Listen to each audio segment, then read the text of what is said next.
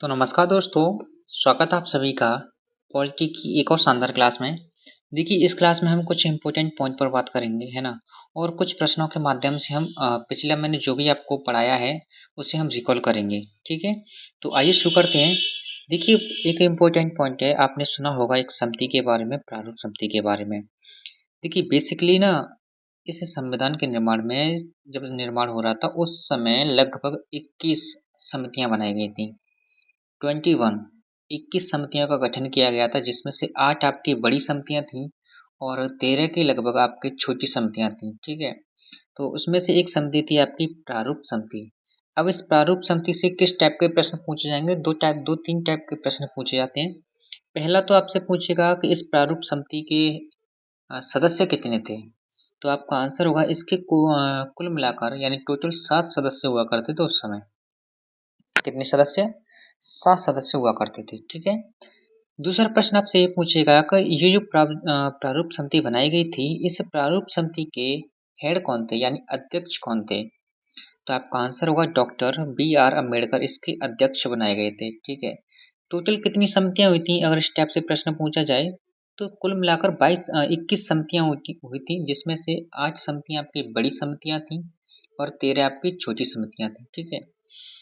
इसके अन्य सदस्य थे जैसे एन गोपाल स्वामी अयंगार। नेक्स्ट अगले सदस्य थे के एम मुंशी। उसके बाद अगले सदस्य थे इसमें अल्लादी कृष्णा स्वामी अय्यर, ठीक है? एक सदस्य थे सैयद मौलाना मोहम्मद सादुल्लाह, ठीक है? सैयद सादुल्लाह।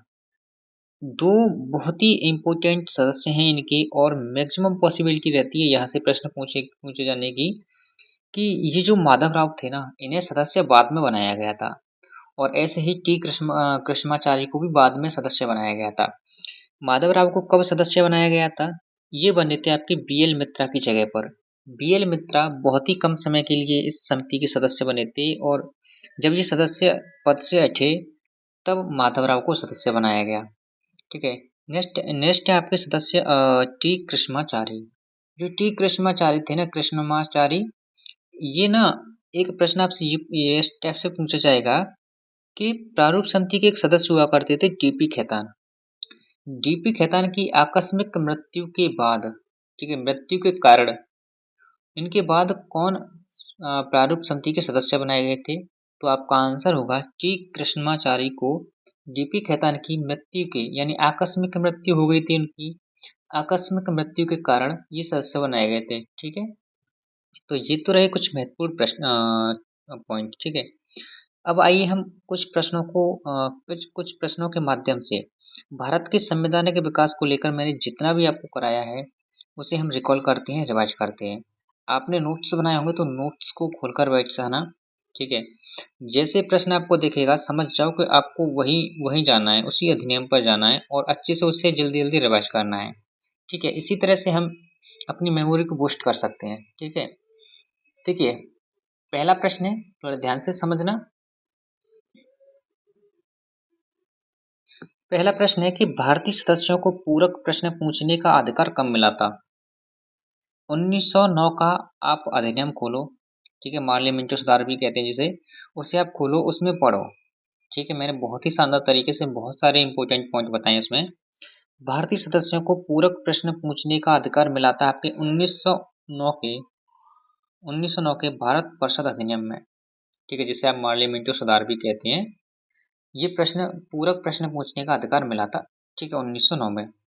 अगला प्रश्न है कोलकाता में उच्चतम न्यायालय यानी सुप्रीम कोर्ट की स्थापना किस अधिनियम के तहत की गई थी?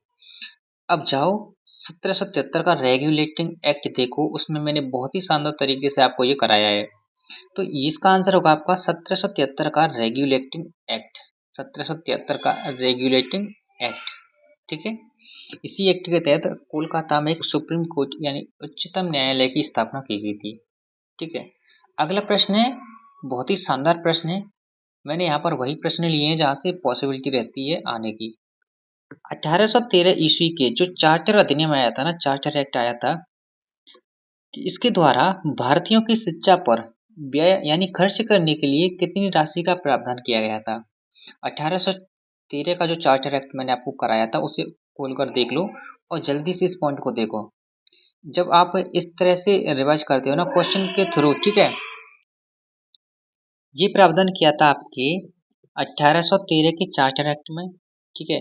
कितनी राशि का प्रावधान किया था? तो आपका आंसर होगा 1 लाख रुपए राशि का, यानी भारतीयों की शिक्षा पर 1 लाख रुपए राशि का व्यय करने का प्रावधान किया गया था, ठीक है। ये राशि नियत की गई थी भारतीयों की शिक्षा पर 1813 के इस चार्टर एक्ट के द्वारा, ठीक है।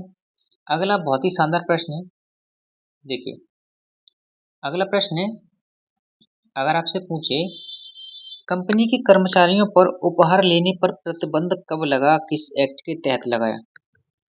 कंपनी के जो कर्मचारी हुआ करते थे वो उपहार लेने पर जो उपहार कर लिया करते थे उपहार लिया करते थे, तो उन पर प्रतिबंध लगाने का अधिकार मतलब ये प्रतिबंध कब लगाया गया, किस एक्ट के तहत लगाया गया, इस टाइप से आपसे प्रश्न पूछा जा सकता है।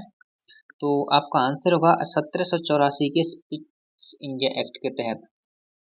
1784 का जो पिट्स इंडिया एक्ट आया था, इसके तहत कंपनी के कर्मचारियों पर उपहार लेने पर प्रतिबंध लगाया गया था, ठीक है। नेक्स्ट है जो कि मोस्ट इम्पोर्टेंट प्रश्न है, ये दास प्रथा से संबंधित है। जो दास प्रथा हुआ करती थी ना, उस दास प्रथा को किस अधिनियम के तहत गैर कानूनी घोषित किया गया था? अब प्रश्न को पढ़ लीजिए। दास प्रथा को गैर कानूनी किस अधिनियम के द्वारा घोषित किया गया था? तो मैंने आपको 1833 का चार्टर एक्ट पढ़ाया है, अगर इसमें वो पॉइंट नहीं लिखा है, मतलब इस 1800 चार्टर एक्ट के उस 1833 के इस चार्टर एक्ट में अगर ये पॉइंट वहाँ पर मैंने आपको नहीं कराया है, तो इस पॉइंट को ऐड कर लेना वहाँ पर, ठीक है। दास प्रथा को गैर कानूनी घोषित किया गया था 1833 के चार्टर एक्ट के तहत, ठीक है।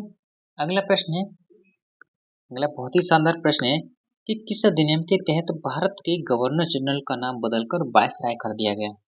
मैंने आपको 1858 का एक एक्ट पढ़ाया था, है ना।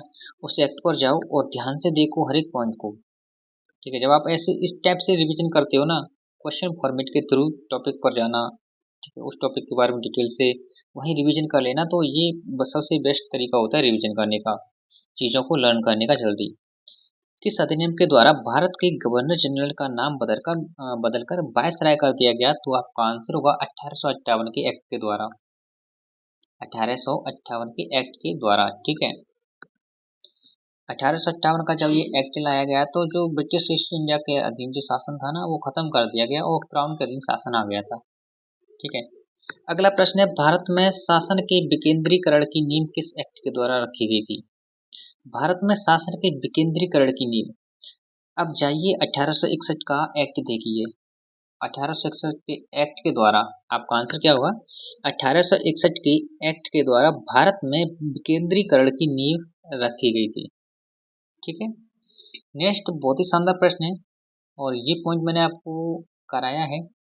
वोट डालो और राज करो की नीति का पोषक अधिनियम कौन सा है? यानी ये कह रहा है कि किस अधिनियम में ये कहा गया था कि वोट डालो और राज करो।